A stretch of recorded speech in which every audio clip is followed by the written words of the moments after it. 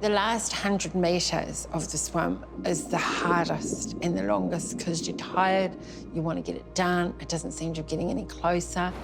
She'd been told that a female couldn't do it, and so that was her driving force. And if it had taken 3 or 4 days for her to cross the Cook Strait, that's what it was going to take. You challenged Meda at your own peril, my friend.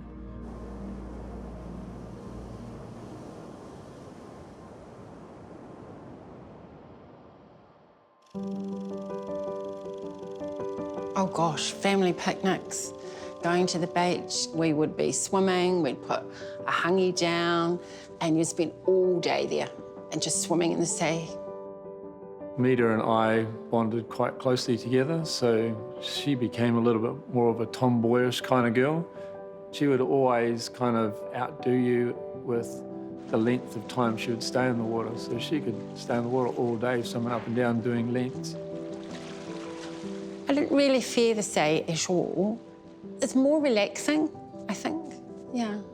Just seemed to be more in nature with the sea.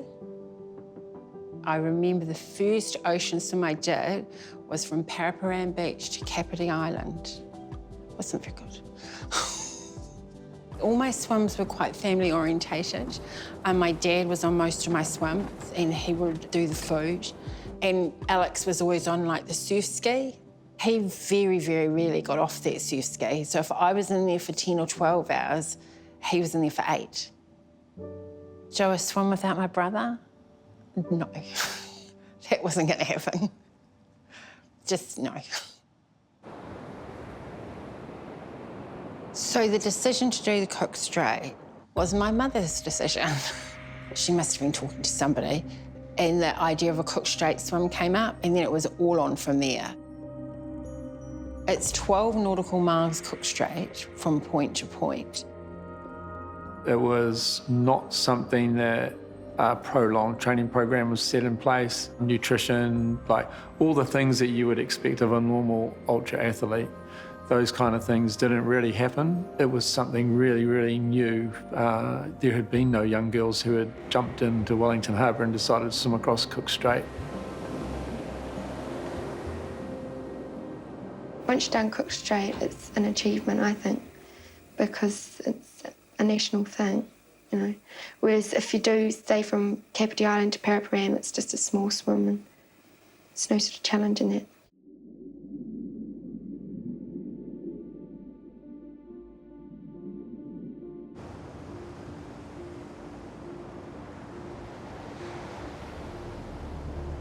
I think when we got in the water in the early hours of the morning, things sort of started to suddenly become real.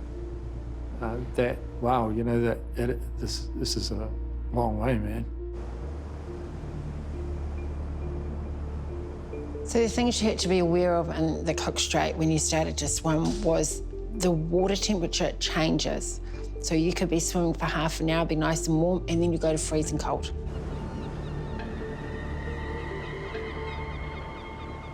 Breathing in the water all the time, so you're sucking in salt water, so your throat swells up, becomes very difficult to swallow. Then you get the wind, and then that brings the waves up, so then you've got the waves to deal with. The amount of energy that you're using as a swimmer is astronomical. You know, as a runner, you can stop at an aid station and have a drink. You don't really have that luxury. If you stop, then you'll sink.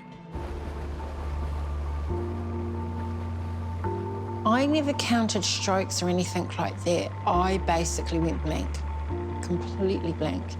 And I would just swim along, arms and legs going. Essentially, I almost went to sleep.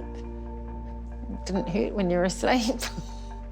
We got to a period where we got to the halfway and Meda got pushed back for an hour in a completely different direction. And no one wanted to tell her because they were too scared to tell her. So I got in the water and was swimming alongside her, and I said to her, "You've gone the wrong way. You need to turn and go this way now. You need to head that way." And she'd have that very exhausted look where, you know, the most people would go, "That's it, I've had enough." She would take a few moments to herself and have a bit of a cry, have a bit of a temper tanty, and then just like crack on. The fear of failure was something really real for me. I would have hated to have been pulled out of a swim and have all those people that had put all that time in, you know, go, oh, she couldn't do it. That would be awful. The last 100 metres of the swim is the hardest and the longest because you're tired, you want to get it done, it doesn't seem to be getting any closer. And one of the rules of marathon swimming is you have to walk up above the sea line. And those 4 or 5 steps are just exhausting. And then that's it, bang, I'm done. You could just roll me in the sea, do whatever you wanted, I'd hit it. I'm not going nowhere.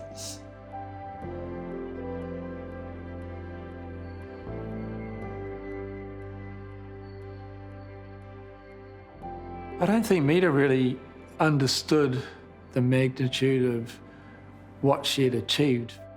It became evident that she obviously had an extremely strong mental capacity for ultra swimming, which then led into lots of other kind of different swims and different challenges.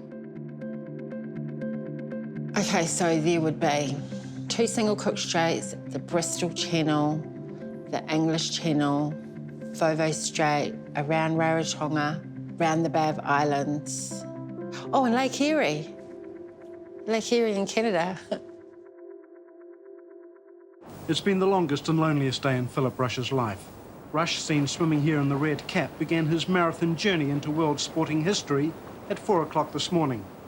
Darling Philip Rush, who we dearly love, he did the double Cook Strait and said, oh, no way a woman's going to be able to do this.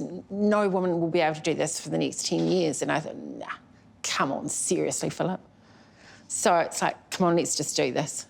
She'd been told that a female couldn't do it, and so that was her driving force. And if it had taken 3 or 4 days for her to cross the Cook Strait and come back again, that's what it was going to take, just to prove that women could do it. You challenged Meda at your own peril, my friend. For the double Cook Strait, I think I had no idea. I just figured, oh, well, you know, I've done 1, what's 2? When I'd finished the first leg and I was up on the beach, then when I realised I was only halfway, it's like, oh, no, seriously, I don't really think I can do this. I don't believe I can go back. But there's no way that I wanted to fail where Philip succeeded, because I considered myself in his league and we both could do the same swim. So if he could do it, there's no reason why I couldn't finish it.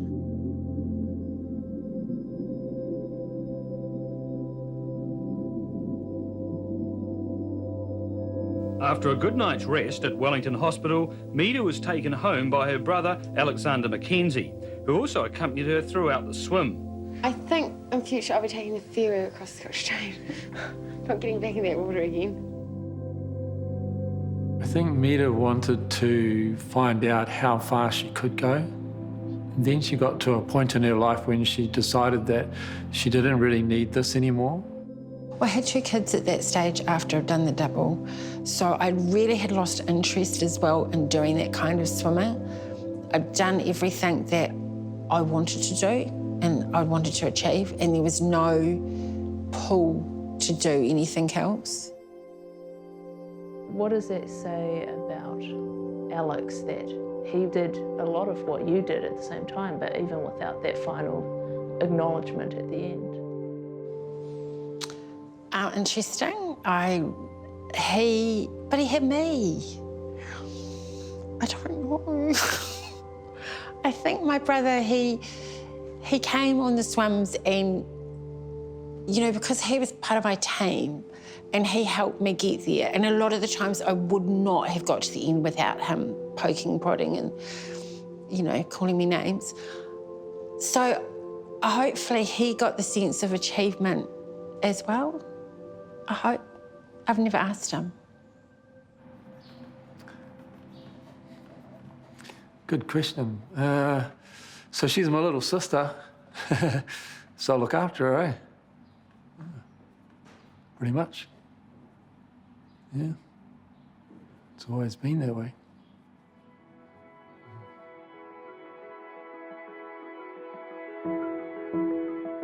I think she was a great pioneer for ultra-distance swimming.